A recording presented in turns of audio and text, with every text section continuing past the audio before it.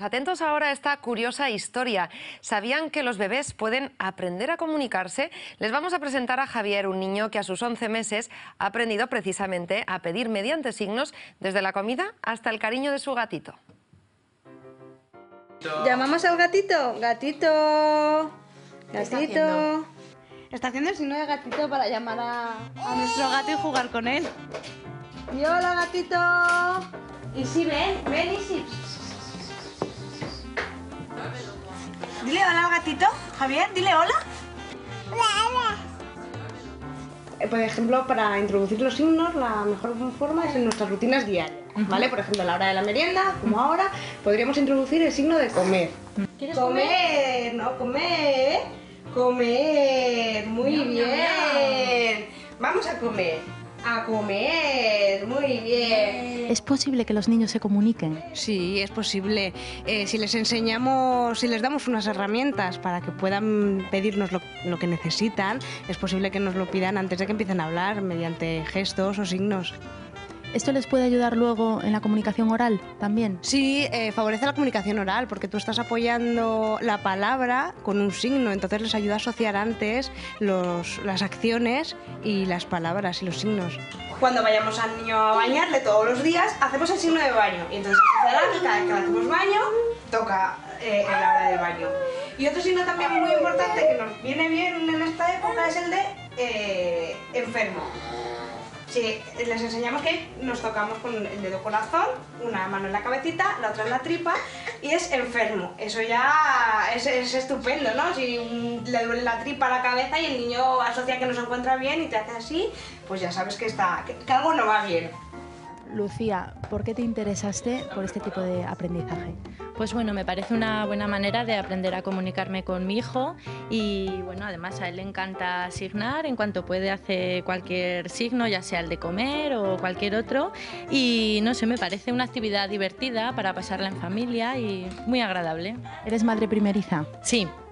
¿Y a ti te ha supuesto mucho problema o por lo menos alguna inquietud ver que el niño llora y que no sabes por qué? Que esto le pasa a mucha gente.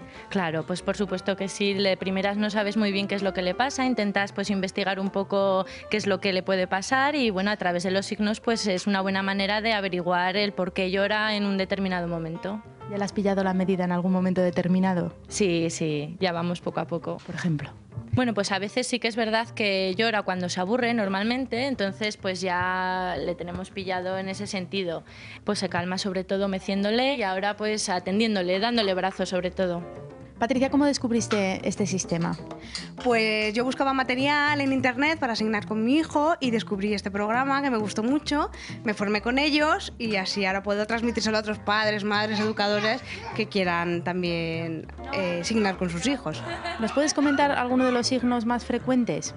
Pues sí, normalmente los niños siempre empiezan haciendo el de leche. ¿Utilizas algún tipo de material audiovisual como apoyo? Sí, en las clases repartimos el DVD, que para los padres les viene muy bien porque aprenden a asignar canciones y muchos signos, y luego de cara a los niños en la red se puede encontrar mucho material audiovisual, canciones, cuentos. Mi hijo tiene uno preferido que cada vez que lo ve se pone a mover las manos como loco.